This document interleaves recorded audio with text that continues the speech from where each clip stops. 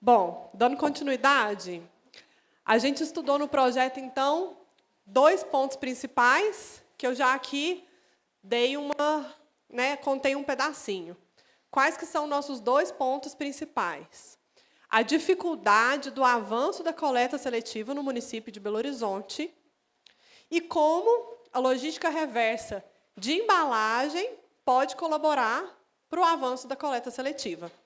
E aí eu sei que grande maioria aqui, quase todas as carinhas que eu conheço, já sabe esses termos de cor, já tem familiaridade, já conhece intimamente, mas mesmo assim eu vou retomar, só para a gente estar todo mundo partindo do mesmo ponto, né? Então, coleta seletiva é o processo de coletar e triar os resíduos, ou seja, separar por tipologia, papel, plástico, metal, entre outros, e retornar esses materiais após a separação para o processo de reciclagem. Enquanto que a logística reversa é retornar para a cadeia produtiva, ao setor empresarial, alguns tipos de resíduos. Certo? E aí, agora, a gente vai chamar para a segunda mesa, vai ser uma mesa redonda, que vai começar a introduzir, então, o nosso tema. Vou chamar ao palco Alice Libânia, superintendente de resíduos sólidos, da Secretaria de Estado de Meio Ambiente e Desenvolvimento Sustentável. Alice, eu vou ter que fazer a brincadeira. Eu sou a presidente do clube da Alice.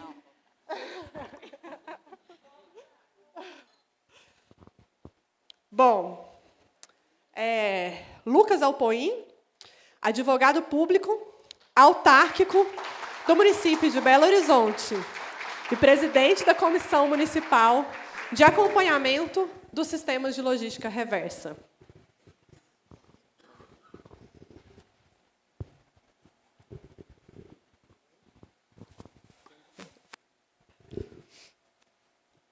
Vou chamar também Nelly de Souza Medeiros, catadora de materiais recicláveis, diretora da Copersole Barreiro, integrante da coordenação dos fóruns municipal e estadual Lixo e Cidadania e do Movimento Nacional de Catadores de Materiais Recicláveis.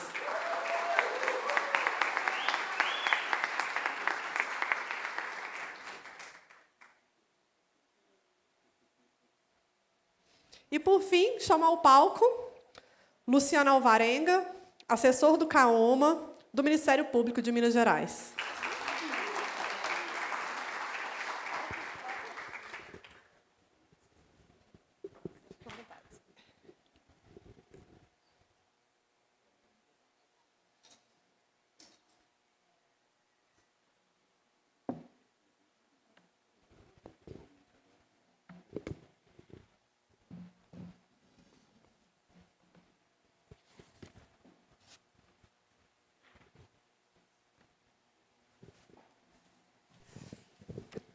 Fiz um convite especial para essas pessoas da mesa, para poder ajudar a gente a introduzir o tema. Então, eu fiz uma pergunta para todo mundo responder, que é a partir da perspectiva das instituições que eles representam. E eu vou começar com a Alice. Alice, sob a sua perspectiva, qual que é o papel da logística reversa de embalagens para o avanço da coleta seletiva? Obrigada, Cris. Primeiramente, queria agradecer a todos, a presença de todos, né, aqui nesse importante dia de discussão, e também acho que é um marco, né? Aí agradeço demais toda a equipe do Novo Ciclo, especialmente aí na pessoa, né, da Cris, do Henrique, da Bárbara, todos que trabalharam, Pedro. E também dizer que o tema que vocês trouxeram, né, e levaram até a plataforma Semente, é essencial, porque eu acho que agora, depois de longos, pelo menos, vamos dizer assim, 13 anos, né, de avanço nas discussões de logística reversa, agora a gente já tem um grau de maturidade, penso eu, suficiente para entender. Olha, depois de tudo isso, o que a gente precisa ainda de superar para ver, de fato, a logística reversa mudando a realidade, né, lá na ponta, porque o que a gente sabe é que ainda há uma grande inadimplência em relação todas aquelas empresas que estão sujeitas ao cumprimento das obrigações em relação à logística reversa. Mas também eu entendo que a gente tem que ter até muito cuidado com esse olhar, para a gente não desmerecer tudo que já foi construído até aqui, sob pena da gente travar mais uma vez o avanço.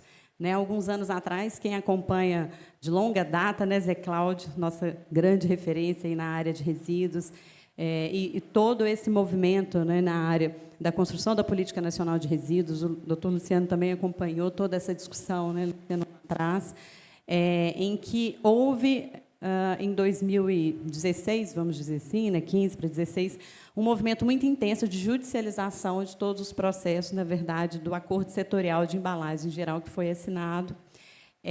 Essa judicialização, ela realmente travou, durante muitos anos, o avanço, e só muitos anos depois que a gente conseguiu retomar as discussões para avançar na logística reversa de embalagem. Então, eu acredito que, sim, muita coisa foi feita. Se a gente olhar o que... Eu vou falar bem rapidinho, viu, Cris? Mas de forma muito resumida. Em 2012, né, quando começaram os estudos de viabilidade técnica e econômica, em 2015, com a assinatura do acordo setorial, nós não tínhamos entidades gestoras formalmente constituída. Então, com quem a gente iria lidar, né, com quem os órgãos ambientais iriam lidar como se fosse um representante das empresas, né? A gente não tinha essa pessoa jurídica, né? Existia a Coalizão Embalagem, que era uma coalizão formada por um conjunto de grandes empresas do Brasil, mas que representava um percentual muito ínfimo em termos de número de empresas que estão sujeitas à logística reversa. Nós tínhamos o início da tentativa de avançar na logística reversa por acordos setoriais e termos de compromisso, que são atos de natureza voluntária entre as partes. Então, e aqueles que não se apresentaram para firmar os acordos setoriais e os termos de compromisso? O que acontecia com eles? Nada. E aqueles que se prestavam a fazer alguma coisa eram judicializados ou intensamente fiscalizados por nós, né, que é a nossa obrigação. Então, de lá para cá, nós tivemos o avanço, né, do decreto de tratamento isonômico, trazendo uma isonomia para todos aqueles que não assinaram termos de compromisso ou acordos setoriais, têm as mesmas obrigações. Então, o Brasil entendeu que ir por esse caminho não ia trazer muitos resultados, daí a necessidade da gente partir para os regulamentos, decretos, aqui em Minas Gerais, deliberação normativa do Copan. E agora cabe a nós, eu estou super feliz, pessoal da fiscalização, né, da Prefeitura está aqui, isso é muito poderoso para a gente. Obrigada pela presença. Porque eu acho que agora a gente já não tem mais, vamos dizer assim, grandes gargalos para superar. Ou grandes desculpas, né?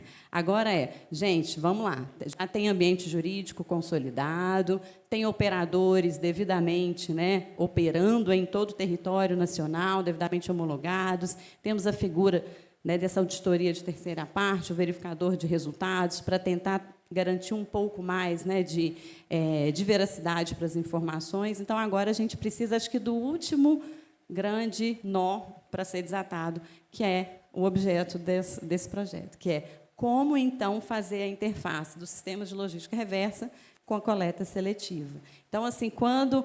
né, eu ia falar os meninos, né, mas quando a equipe toda chegou para a gente para apresentar um projeto, foi uma alegria enorme, porque é tudo aquilo que a gente precisa de uma equipe técnica dedicada, olhar para as informações, para os dados, e identificar como agora fazer essa amarração. É uma obrigação da Prefeitura implementar a coleta seletiva. A lei deixa isso claro.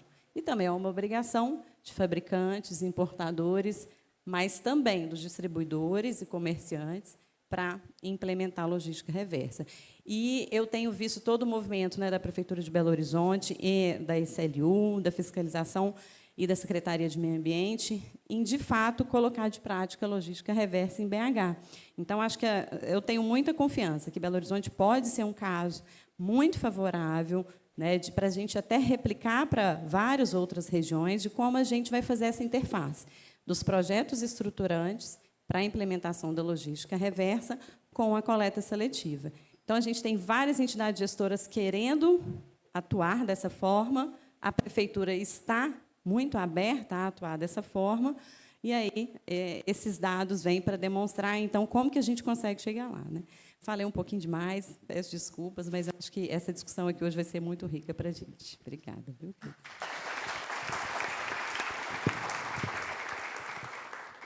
Introduziu de uma forma muito boa, né?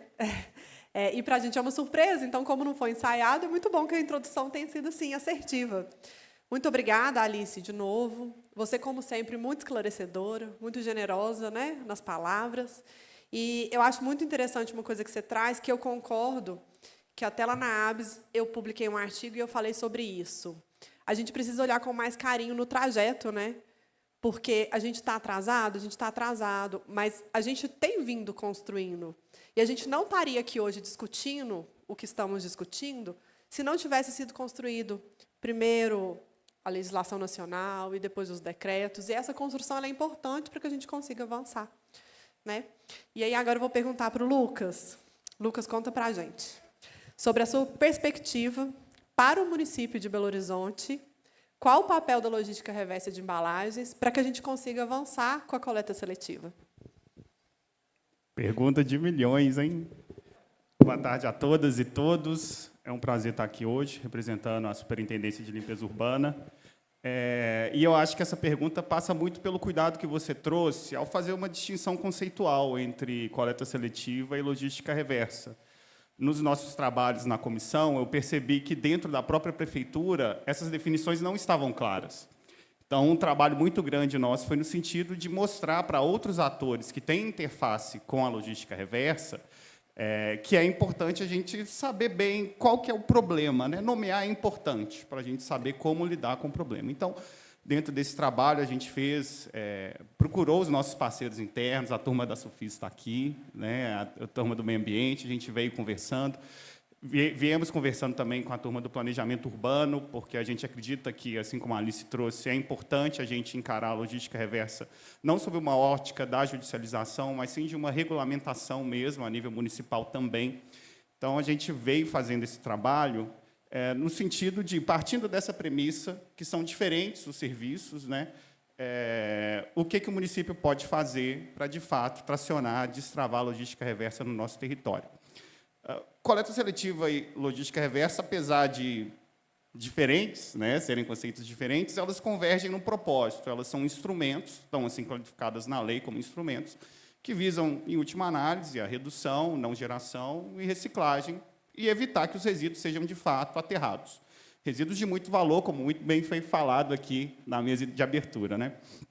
Então, elas convergem nesse aspecto. Só que elas começam a separar na medida em que a coleta seletiva está muito mais ligada ao fenômeno, né, da coleta, né, o resíduo separado na origem, e eu levo para lá, enquanto a logística reversa ela se abre, né, para um feixe de administração do resíduo desde a sua origem até a devolução ao setor produtivo. Então, a logística reversa ela tem potencial de fomentar a indústria no sentido de colocar produtos com design mais ecoeficiente, de fomentar a indústria no sentido de evitar embalagens desnecessárias, de difícil reciclagem. Então, a logística reversa ela tem essa aptidão. Se eu fosse pegar uma métrica, né, a coleta seletiva tem esse tamanho, a logística reversa é muito maior, né? Só que há uma sobreposição no aspecto logístico mesmo, de enxugar o material do mercado, e essa sobreposição ela tem um preço, né? A demanda do setor produtivo ela é maior, mas, na verdade, quando a gente observa os gastos para implementar essas medidas, a gente tinha um sentimento de que não estava proporcional. O município ele estava investindo muito mais do que o setor produtivo, ressalvando aqui, claro, todas as iniciativas muito boas que vêm sendo feitas pelo setor produtivo, né? A gente não pode deixar de destacar isso.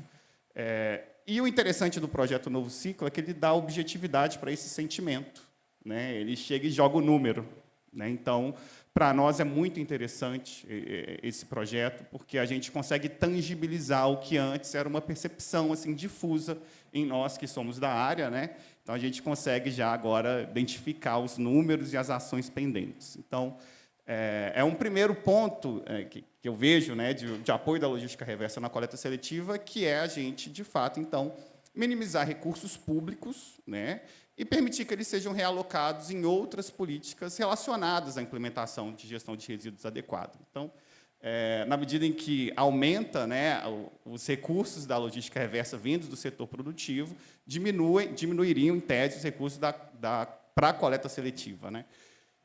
E um segundo ponto que eu vejo interessante para a logística reversa tracionar aqui a coleta seletiva é que existem muitos aspectos que são vulnerabilidades do município hoje, que a coleta seletiva entrega como forças. E tem muitas vulnerabilidades do setor produtivo que são de difícil superação, que a coleta seletiva já entrega hoje, né?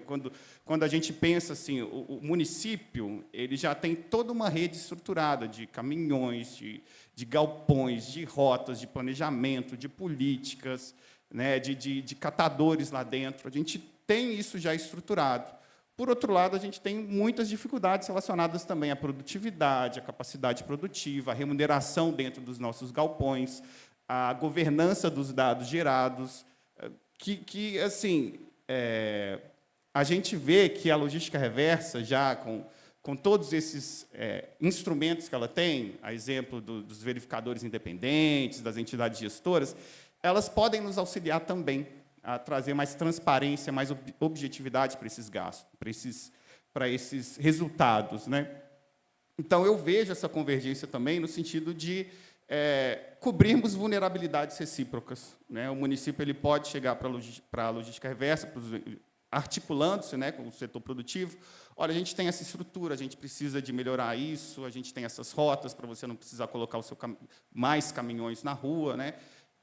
Então, é uma demanda muito grande de articulação também da nossa parte. Então, a gente vê esses dois pontos como importantes a serem desenvolvidos, né? E temos muitos instrumentos também para buscar esse desenvolvimento, mas, sobretudo, esses locais de discussão, para nós, eles são muito frutificantes, né? Então, saúdo de novo a iniciativa e vamos junto. Muito bom.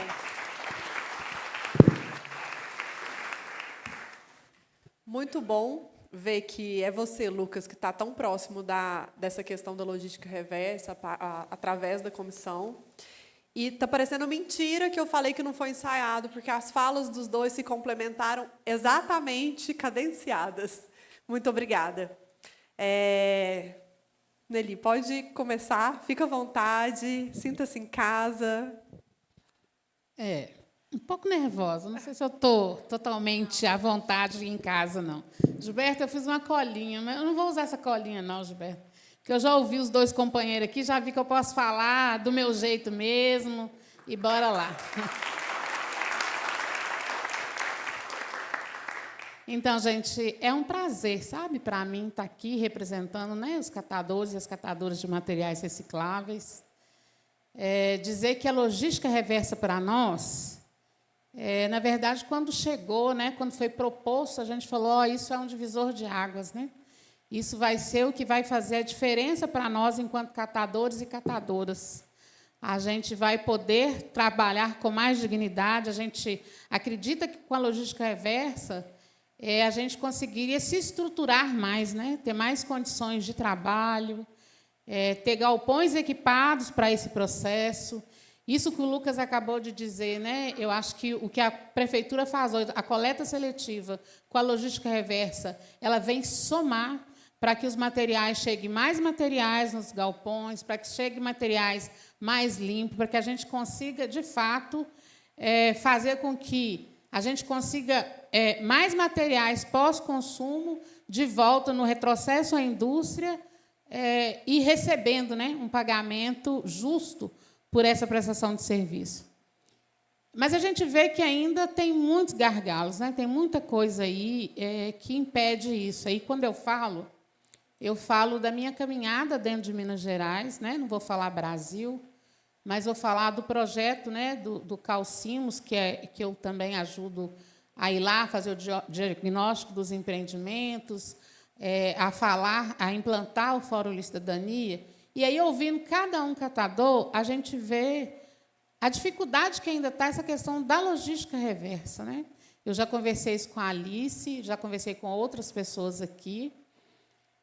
A gente chega em determinados municípios, ainda tem associação que ela tem nota fiscal, mas ela está com uma massa muito baixa, né? Uma produção muito baixa. Então, os programas que tem hoje não pegam, dependendo do programa, né? E aí a gente tem alguns companheiros aqui que também trabalham nesse programa, sabe que eu não estou falando mentira. Tem alguns programas que, pela quantidade que vai aceitar o material daquela associação, outros até aceitam uma produção menor. Pega todas as notas e aí, quando chega lá, depois de 6, 8 meses, a nota, para mim, não serve mais, porque vocês não têm documentação, falta licença ambiental, sempre tem uma desculpa, sabe? Então, quem acaba sofrendo nessa ponta é sempre o catador. Como seria importante para nós se a logística reversa conseguisse nos ver enquanto catador, enquanto prestadores desse serviço. Se a gente pudesse sentar, de fato, e conversar, também dar a nossa contribuição, dizer o que para a gente, dentro da logística reversa, é importante. A gente tratou isso acho que ano passado, com a Alice, acho que ela ainda não tinha vindo para cá ainda, para a SEMAD, para a SEMAD, está certo. A gente falou da importância de chamar esses programas para uma conversa, para a gente poder conversar, para que a gente conseguisse mostrar para eles, enquanto catador, o que para nós seria importante. Porque a gente vê aí que, na hora dos recursos financeiros, a menor parte fica para nós catadores. E é nós que estamos lá na rua, debaixo de sol e chuva, fazendo a coleta do material reciclado. É nós que trazemos para dentro dos empreendimentos. É nós que estamos lá dentro dos empreendimentos que hoje, e o Lucas acabou de dizer, a gente tem uma coleta seletiva implantada em Belo Horizonte, a gente tem galpões, tem os catadores, mas as nossas infraestruturas ainda é muito ruim. A gente trabalha muito aquém ainda, com muita dificuldade. O trabalho é muito árduo. E aí você pensa assim, a logística reversa veio, mas e aí? Qual que é a diferença que está fazendo para nós, para a nossa retirada, para a nossa remuneração? Então, isso é uma coisa que nos preocupa muito, porque a gente quer ser visto também nesse trabalho. A gente quer ser reconhecido como, de fato, conhecedores dessa profissão. Ela é uma profissão, é reconhecida, mas para muita gente ainda não é. E, dentro da logística reversa, a gente ainda está muito aquém. Então, quando Pedro chegou falando do novo ciclo, trazendo essa proposta, eu falei, pronto, já vem mais um inventar moda. Vamos começar de novo, refazer, e não vamos chegar em lugar nenhum. Aí ele disse, não, Nelly, me fala um pouco, me explica um pouco. Eu falei, Pedro, eu não sei. Eu sei do trabalho que eu faço, do que eu estou fazendo, do que eu escuto dos outros companheiros, né, da lida aí do dia a dia. Mas vamos lá, vamos acreditar e vamos ver se isso é verdade mesmo. Quando o Henrique chegou para apresentar na reunião do fórum, eu olhei e falei, vem bobagem de novo. Aí, a hora que ele começou a apresentar os números, eu falei, olha, não é que eles conseguiram e fizeram um bom trabalho? Então, senhora, para parabenizar essa equipe, dizer que eu, né, enquanto catadora, há 25 anos, né, muito pouco tempo de trabalho, que eu tenho certeza que tem outros aí que têm muito mais tempo do que eu ainda não tinha visto uma proposta tão boa, viu? Não estou puxando saco, não. Eu estou falando do que vocês proporam, e aí a minha esperança é que, de fato, isso torne realidade, sabe? Que saia do papel, que não seja só mais uma proposta, que não seja só mais um papel para cumprir, para dizer, para falar que, olha, a gente pegou recurso lá do Ministério Público, do Sementes, uma equipe, pensou nisso, mas isso, de fato, não saiu do papel. Então, que de fato, isso saia do papel. E a gente conta com cada um de vocês que aqui estão, que acredita, né, nesse trabalho, que a gente, de fato, consiga desenvolver e fazer com que os catadores e as catadoras, de fato, recebam o que é justo e que a gente possa receber dessa logística reversa o que é justo e que não seja só os grandes programas, né, que recebe, que faz a sua contratação de técnico, que fica com a maior parte, nós lá com a migalhinha e ainda agradecendo por essa migalhinha, porque nós não temos outra coisa a não ser contar os centavos, né? E que a gente, a partir desse projeto, a gente possa parar de contar só os centavos, comece a contar as notinhas também. Obrigada, viu? Muito obrigada.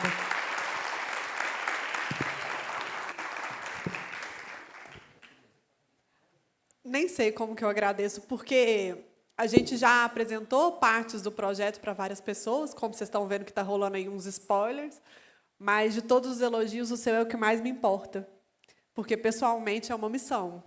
O meu avô precisa me chamar de ambientalista para sempre, então eu preciso honrar esse título que ele me deu.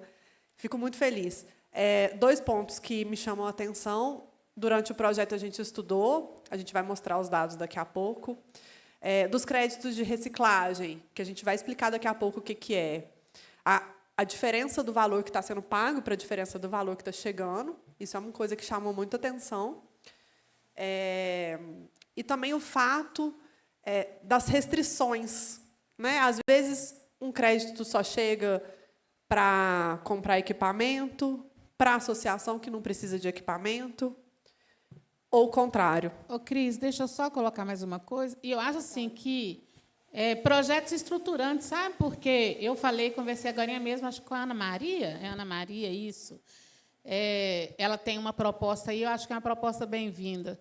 Porque hoje, aí eu vejo a Maris, vejo Diego, Lelis, Arnaldo, que são técnicos que acompanham os empreendimentos hoje e ajuda e dá suporte para a gente, independente de qualquer coisa. Então, que esses programas venham estruturantes, que eles dêem acompanhamento, porque, muitas vezes, nós, catadores, não conseguimos, de fato, avançar, porque, às vezes, a gente precisa de um documento que é tão simples, mas a gente não tem quem ajude, quem apoie. Então, que esses projetos também pensem dessa outra forma, né? Que venham outros, né? Além do novo ciclo, mas que venham pensando em propostas estruturantes de acompanhamento a associações e cooperativas.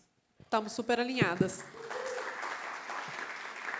E aí, se alguém ficou com alguma dúvida da fala, tudo que foi citado pela Nelly, a gente vai aprofundar um pouquinho mais daqui a pouco. Então, vamos chegar lá.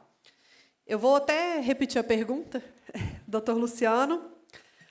Sob a sua perspectiva, qual o papel da logística reversa de embalagens para o avanço da coleta seletiva?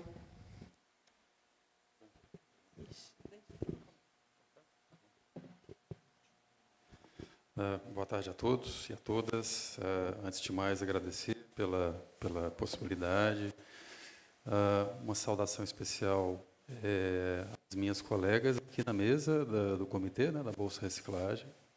A gente que sempre se reúne, mas se reúne sempre online, né? Então, a Nelly, tem tanto tempo que eu não vejo a Nelly pessoalmente, então é uma alegria. E saudar também meus colegas do Ministério Público, eu faço na pessoa do Bruno e da Aline, já cumprimentada também. Então, uma alegria estar com vocês aqui. Também é muito difícil para mim falar depois dos três, né, que falaram tão bem, especialmente depois da Nelly, né, Nelly? Mas, enfim, eu queria trazer apenas algo para agregar e, a partir da nossa instituição, que é o Ministério Público, eu aqui estou na condição de assessor do Centro de Apoio Operacional do Meio Ambiente. Então, trazer uma palavra, uma visão nossa a respeito dessa questão, mas apenas um grifo, né? Porque, vejam, e eu falo de coração, até pela minha experiência no Comitê da Bolsa Reciclagem, né? O que eu vejo lá, essa sapiência vivencial que é encarnada numa figura como a da Nelly e de tantos outros que eu sei que estão aqui, o que eu vou dizer? Que vocês já sabem, né? Então, a minha fala ela é muito estruturada assim, alguns destaques, né? Pontos que serão relevantes para nós do Ministério Público. E, quando falo Ministério Público, obviamente, eu estou falando desde uma perspectiva do direito. O que é importante para o direito brasileiro, né, essa legislação ambiental brasileira, como ela vê essas questões. Eu destaquei alguns pontos, é pouquinho, não vou falar muito, e, no final, vou tentar trazer uma visão de síntese, né? Acho que para o Ministério Público é importante, né, que nós tenhamos em conta e não percamos a dimensão de como a logística reversa pode contribuir, né, para uma destinação melhor, né, mas, sobretudo, para um reaproveitamento econômico dentro de uma perspectiva ecológica, eu acho, dos resíduos, né? Isso é fundamental.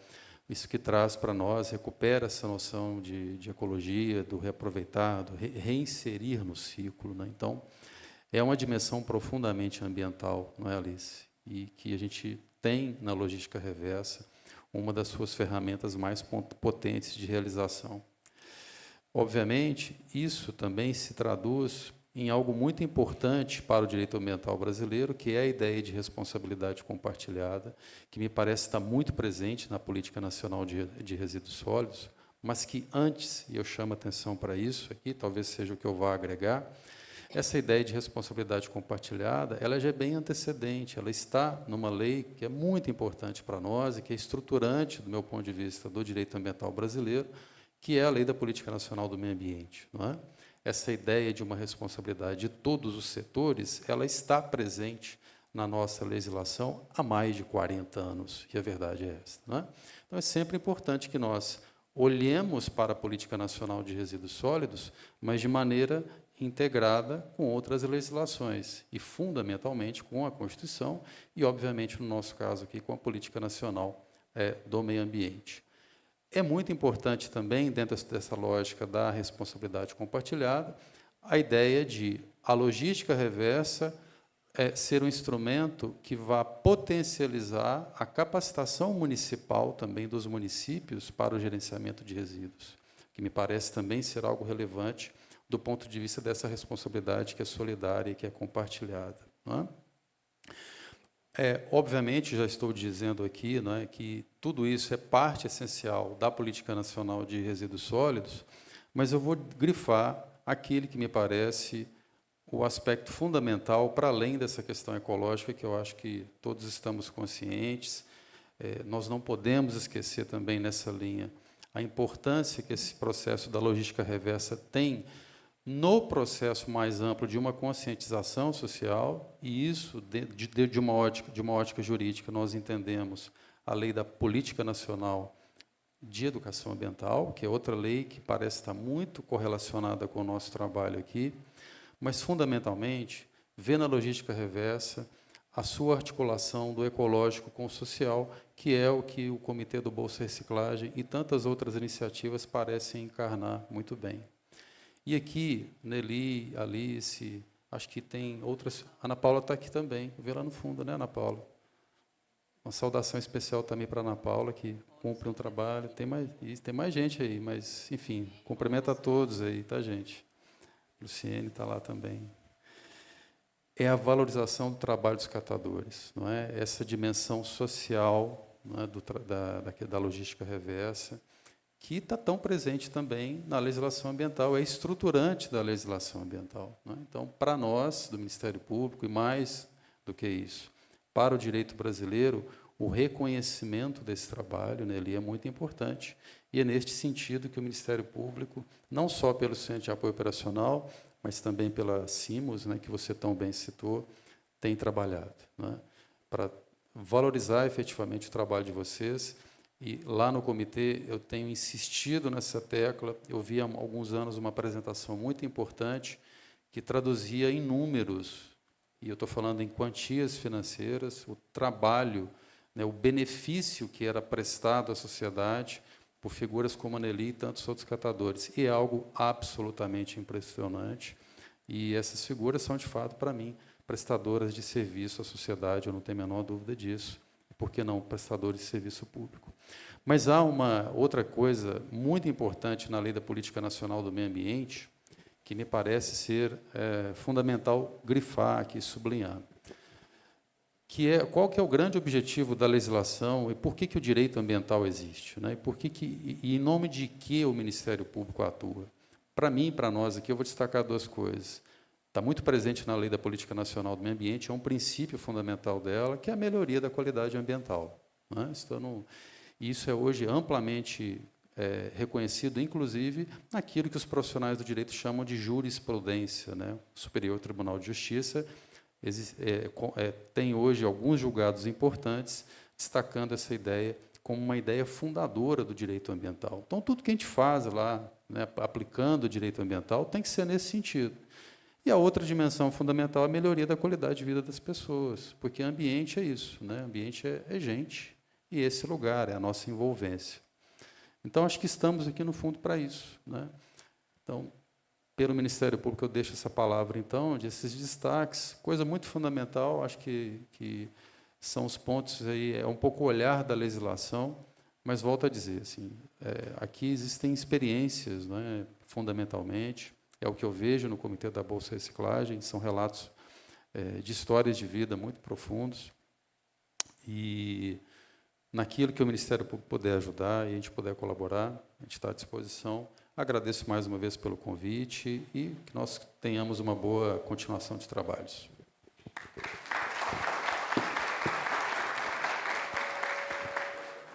A mesa deu tão certo que despertou o cronômetro com o final da fala. Bom, sempre muito importante uma visão jurídica. Acho que foi uma pontuação muito relevante. E acho que a mesa introduziu e deixou as pessoas ainda mais curiosas, que é uma coisa que a gente gostaria, que é para segurar todo mundo aqui numa sexta-feira, fim de dia. Tem que ter uma curiosidade. Agradeço de novo, muito obrigada. Vocês podem ficar à vontade para retornar aos lugares, que a gente vai dar continuidade.